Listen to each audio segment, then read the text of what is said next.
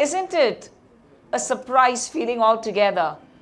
Because you could get inspired by anyone at any age, and every single individual, every species can teach you something on life. Time for us to welcome Ashish Kumar, who belongs to the brilliant world of IT. As they always say, we are living in this world of artificial intelligence. Let's welcome him and know a little bit more about his journey. We have Ashish Kumar here with us. Hi Ashish, कैसे हैं आप? Fine, I'm बढ़िया. Welcome to our show Wow Talk. Thank you. We'd like to present a lovely bouquet to you towards the beginning. Thank you. Thank you so much. Thank you.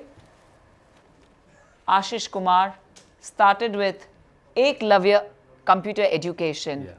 So Ashish जी मुझे पहले अपने life के बारे में बताएं कि आप कहाँ से बिलोंग करते हैं और किस तरह इतनी कामयाबी आपने हासिल की. मैम छत्तीसगढ़ स्टेट जी. और रायगढ़ डिस्ट्रिक्ट पड़ता है हमारा. जी. और वहाँ एक ट्राइबल एरिया है ललूंगा. और आप ट्राइबल एरिया से बिलोंग करते हैं और आप कंप्यूटर की तरफ चले गए. कंप्यूटर की तरफ चले क्योंकि हमारे जो क्षेत्र था वो एजुकेशन में कहीं ना कहीं बहुत पीछे था और आज भी है. जी. आज हम चाहे जितने भी तरक्की की बात कर लें कि हमारे देश में आज एजुकेशन बहुत आगे बढ़ चुका है, हर जगह हम पहुँच चुके हैं, लेकिन मैं जिस एरिया से बिलोंग करता हूँ ललूंगा एक ट्राइबल एरिया, वहाँ आज भी बच्चे कंप्यूटर में MS वर्ड, एक्सेल ये सारी चीज़ों से बहुत ही दूर हैं. वहाँ पे कंप्यूटर्स है लेकिन? हाँ कंप्यूटर्स हैं. अच्छा. और अभी थोड़ा पिछले 4-5 साल में अगर देखा जाए तो धीरे धीरे ग्रो कर रहा है और स्टूडेंट्स काफ़ी रुक कर रहे हैं.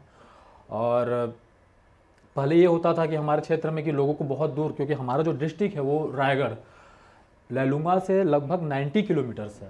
जी जी जी. तो वहाँ के ट्राइबल के जो बच्चे हैं वो वहाँ तक जा नहीं पाते थे. और ट्राइबल एरिया है तो आप भी समझते होंगे कि वहाँ के बच्चे फीस भी अफोर्ड नहीं कर पाएंगे उतना कि वो कंप्यूटर सीख सकें. जी. तो ये सब चीज़ जब मैंने देखा तो जैसे मेरी पढ़ाई जैसे कंप्लीट हुई तो मैंने यही सोचा कि मैं बच्चों को यहाँ पे एजुकेशन से जोड़ने का काम करूँगा. और मैंने फाइनली लगभग आज से 7-8 साल पहले ये स्टार्टअप किया. और धीरे धीरे हम आज पूरे छत्तीसगढ़ में अगर मैं बात करूँ तो हमारे लगभग 25 ब्रांचेस हैं. अरे वाह. तो आप रहते कहाँ हैं? आप अभी मेन सिटी में आ गए छत्तीसगढ़ के कोई मेन सिटी में कि आप अभी तक वहीं पर ही हैं ट्राइबल एरिया में? ट्राइबल एरिया में ही रहता हूँ. तो आप ट्रैवल करते हैं? क्योंकि मैं वहीं के लोग को आगे बढ़ाना चाहता हूँ और हमारे जो जहाँ हमारा जो प्लेस है वहाँ के जो आसपास के हैं वहाँ के एजुकेशन को मैं बिल्ड करना चाहता हूँ, इसलिए अभी मैं रहता वहीं हूँ.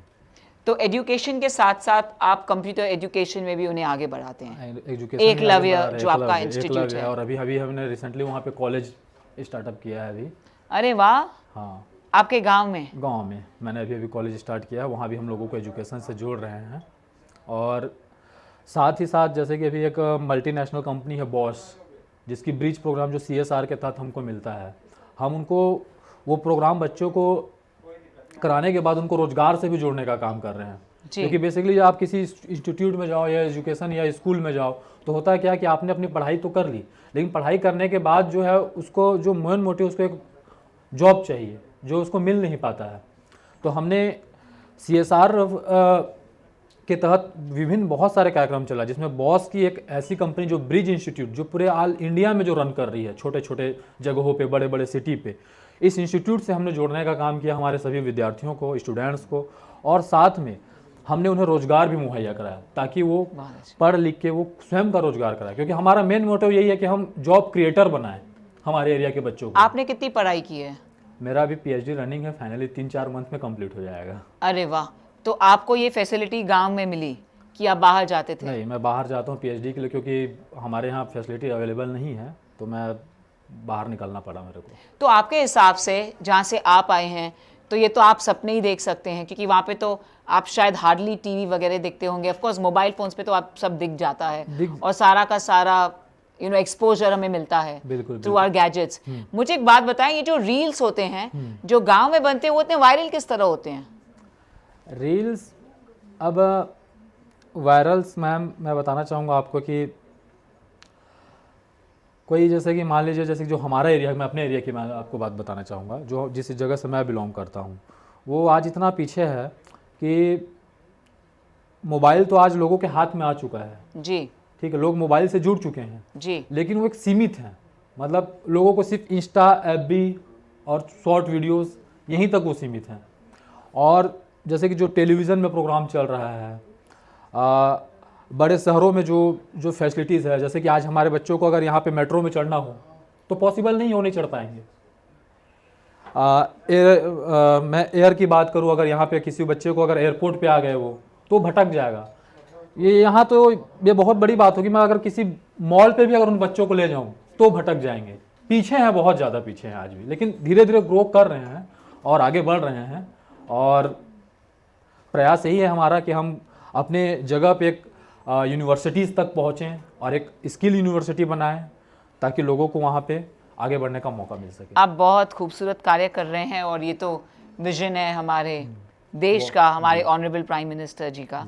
तो हम आपसे पूछना चाहेंगे, आपके हिसाब से वो सक्सेस मंत्रा कौन सा है? क्योंकि आपने बहुत सारे चैलेंजेस फेस किए होंगे जब आपने ये सोचा था। बिल्कुल बिल्कुल, क्योंकि मैं भी कोई बड़े घर से बिलोंग नहीं करता, मैं भी बेसिकली छोटे से शुरुआत किया। जब मुझे ऐसा लगता है कि जब मैं एक ट्रैवल एरिया का एक बच्चा जब इतने बड़े प्लेटफॉर्म में यहाँ आपसे बैठ के बात कर सकता हूँ तो इस दुनिया में सब चीज़ पॉसिबल है, सब चीज़। वाह।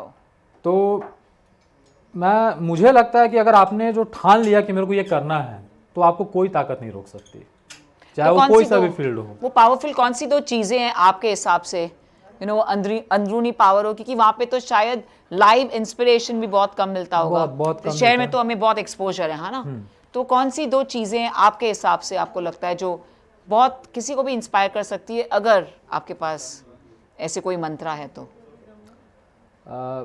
वहाँ के लोगों का अगर मुझे बोलना चाहे तो मैं तो स्वयं पहला एग्जांपल दूंगा, क्योंकि मैं भी उन्हीं से उठ के आया हुआ हूँ जी। पहला, कि वो मुझे ही देख के इंस्पायर हो सकते हैं। हमारे एरिया के अगर स्टूडेंट्स या बच्चे जो भी आज सीख रहे हैं, क्योंकि उनको ही पता है, क्योंकि मेरे आगे बढ़ने का कहीं ना कहीं श्रेय जो है वही लोग हैं। आज मुझे हमारे एरिया के हमारे जो बच्चे, वहाँ के लोगों का सपोर्ट मिला, तभी मैं यहाँ तक इस प्लेटफॉर्म तक पहुँचा। तो अगर कोई वो ठान ले कि मुझे ये करना है कोई भी चीज़, तो वो हो सकता है और वो भी आगे बढ़ सकता है। सुपर। तो वो कौन सी चीज़ है आपके हिसाब से? मुझे लगता है वो स्वयं मतलब खुद ही आप सोचें और खुद ही करें। हाँ, क्योंकि हर जगह आपको द्रोणाचार्य नहीं मिलेंगे, कभी कभी आपको एकलव्य बनना पड़ेगा कहीं ना कहीं। हाय हाय, वो तो एग्जैक्टली आपका तो ये उसके पीछे था, द्रोणाचार्य जी की वजह से आपने उनके फोकस के लिए आपने एकलव्य आपके इंस्टीट्यूट का नाम रखा। एकलव्य इंस्टीट्यूट का नाम तो किसी और ने दिया। मैं आपको बताना चाहूँगा कि एकलव्य की जो शुरुआत है वो किसी और ने की थी। अच्छा, तो आपने ये बिजनेस बाय किया है? मैंने बाय नहीं किया, मुझे जॉब पे मैं जाता था उनके यहाँ। एकलव्य इंस्टीट्यूट जो है जब स्टार्टअप हुआ तो मुझे जॉब पे वहाँ पे बुलाया गया था। अच्छा। और जो इंस्टीट्यूट के जो ऑनर्स थे वो ऑलरेडी गवर्नमेंट जॉब के थे, बहुत बड़े सेक्टर्स पे थे वो। तो जब उन्होंने देखा कि मेरा, क्योंकि सडनली मुझे सिर्फ 1 साल के एग्रीमेंट पे वहाँ पे जॉब पे रखा गया था, लेकिन जब वहाँ के स्टूडेंट्स का जो ग्रोविंग उन्होंने देखा और मुझे उन्होंने समझा, तो उन्होंने क्या वो इंस्टीट्यूट को संभालने की जिम्मेदारी मुझे दे दी। और संभालने की जब जिम्मेदारी दी तो मुझे भी बहुत बड़ा, मेरे लिए भी चैलेंज था कि मैं इस जगह पे इतना ट्रैवल, क्योंकि वहाँ सुविधा बहुत, क्योंकि आज भी हम यहाँ पे बिना मोबाइल पे अगर हम कुछ भी वीडियो देखते हैं तो बिना नेट के रुके देख सकते हैं, लेकिन हमारे यहाँ ऐसा नहीं है। आज भी आप जाएंगे तो वीडियो ऐसा नहीं है कि आपको नेट की सुविधा बहुत अच्छी मिल पाएगी, आज भी बात आप अच्छे से कर पाएंगे। आज भी कहीं ना कहीं बहुत पीछे हैं हम लोग। तो मेरे लिए बहुत बड़ा चैलेंज था।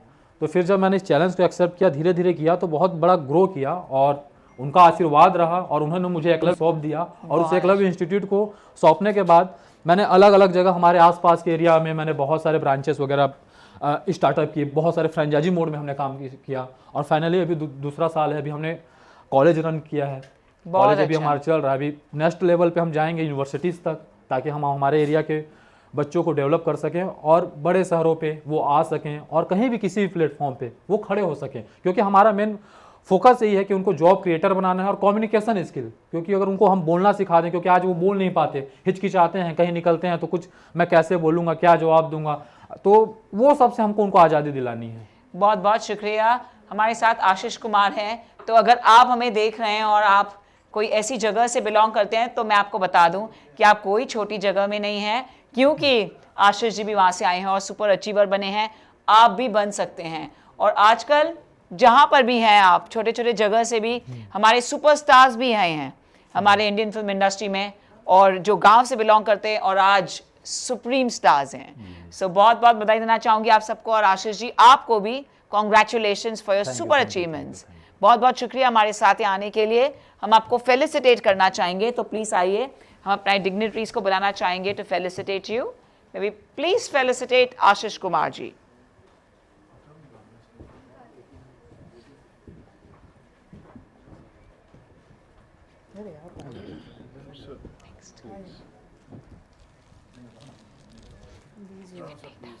Thank you, thank you. Athar, not Akhtar. Athar. Yes, sir. Ma'am, join us. Excuse me. Yes, sorry. Yes, sir. Yes, ma'am. Yeah. Okay. Yes, sir. Ready? Thank you. Thank you. Wow. Thank you, thank you. Wow. Please, Thank you, congratulations. thank you, sir.